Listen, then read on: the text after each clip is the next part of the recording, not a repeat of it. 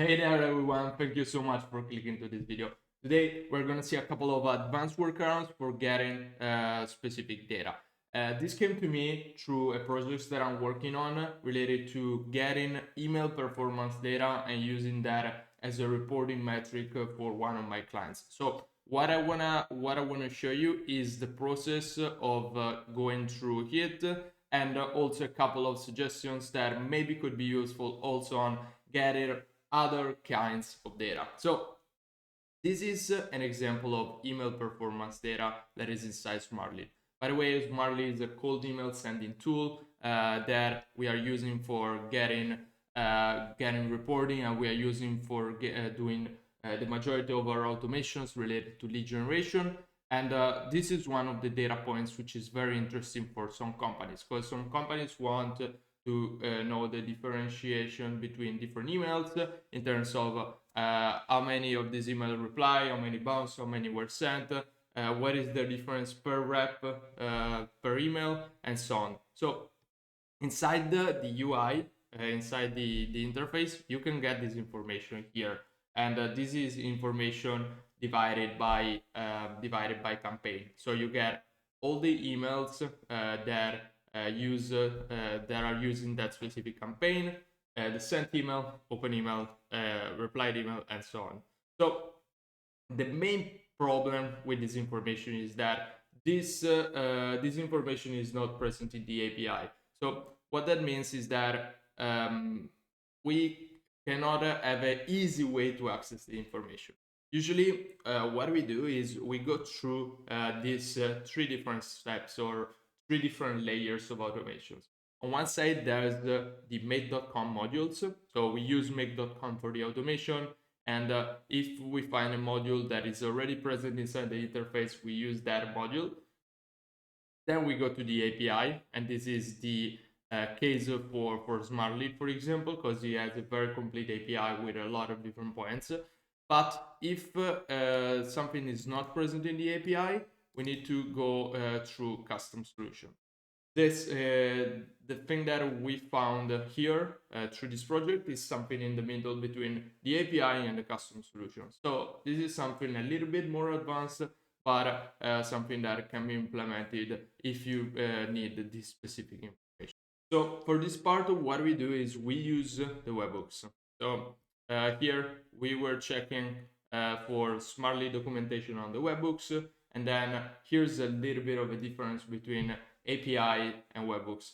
When you're using the API, you send a request to ask for specific information. So for example, give me the information related to this specific campaign, or when you're using the webhooks, what happens is when something happens, the information is sent directly to you.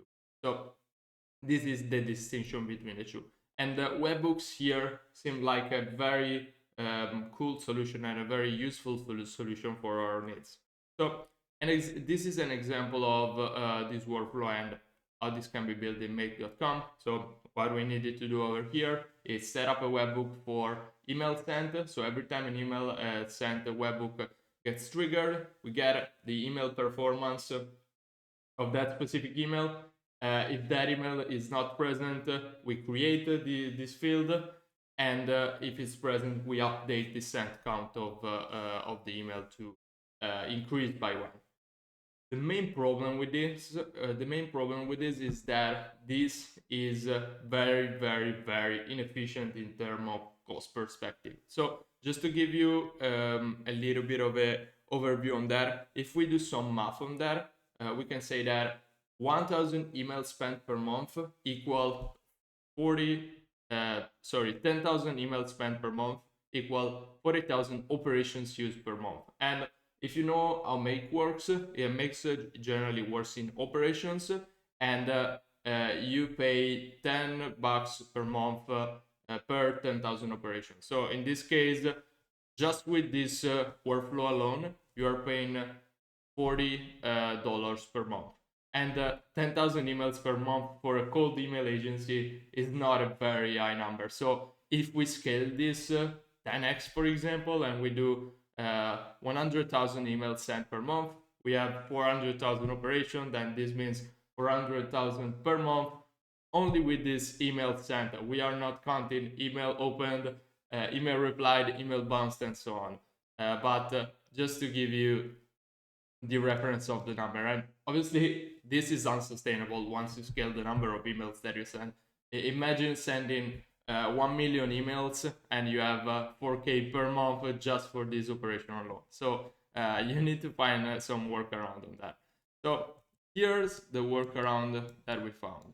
We use this software called Xano, and right now I'm gonna show that to you, and I'm gonna show you all the things that we did inside the software. So Xano is a no-code backend, which is a very fancy term to say that they store data in a database format in a similar way as Airtable does, and then they allow you to create your own API calls. So in this way, you are able to add logic to specific things that you want to do.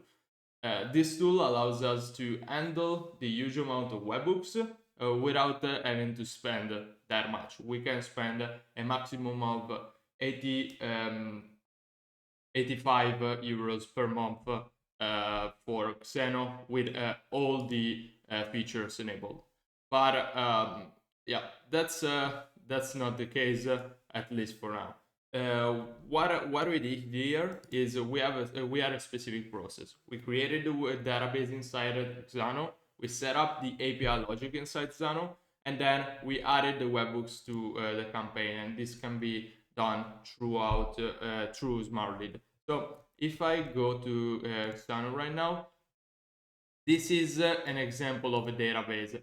Now, this tool seems a little bit complicated at first, but it can be used in a quite easy and effortless way. So here, what you can do is you can create a database, which is essentially related to the information that you want to get. And in our case, what we want to get is information related to email, campaign ID, client ID, sent count, open count, reply count, bounce count, and unsubscribe count. And here we are also using, we are also getting the Airtable record IDs so that we can use that later on to update the sent count and so on. So this is an overview of how the database looks like. And then what we have is we have APIs. So here we created specific APIs related to each specific part of the information that we need to gather. So this is an example of how this is formed. And by the way, don't get overwhelmed again with all the information that is present over here, because I will try to go through and explain the process in a simple and easy to understand way. So here inside the graph, here's the ideal workflow that we have.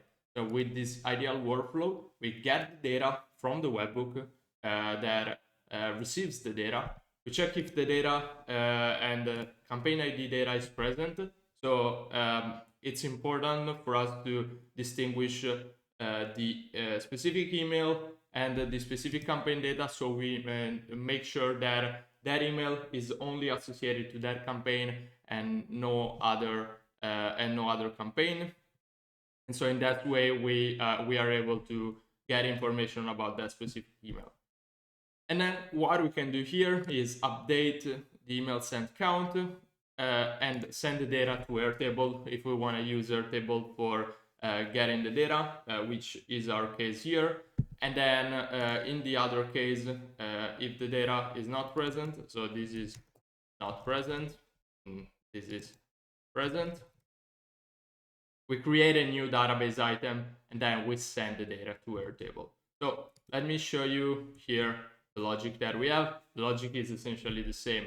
Here we get all the input data and we modify the data, so we check for all records with the same campaign ID and email. And if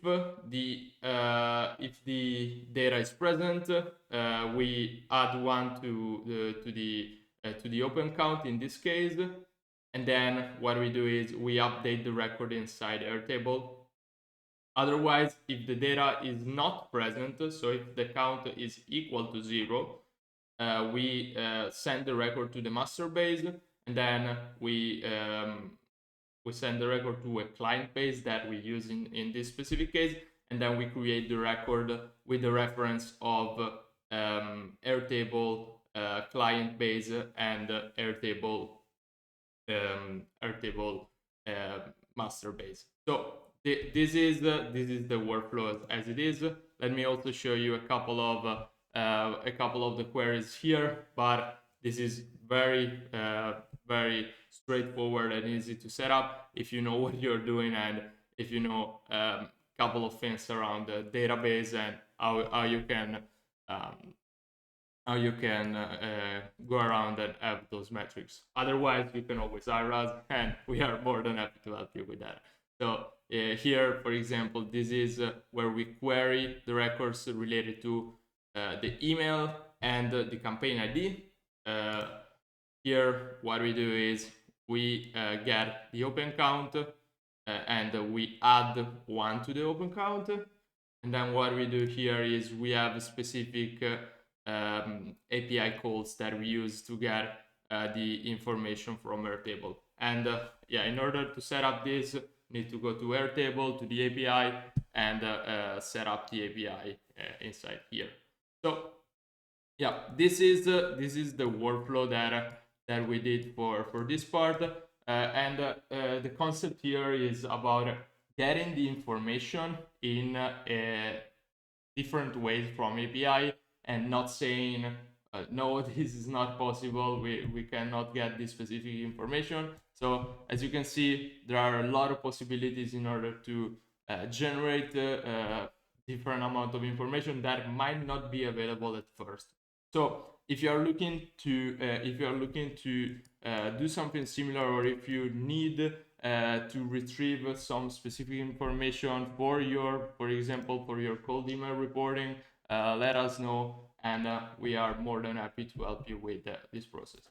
That's all for me. Hope you liked that video. Have a nice day. Bye bye.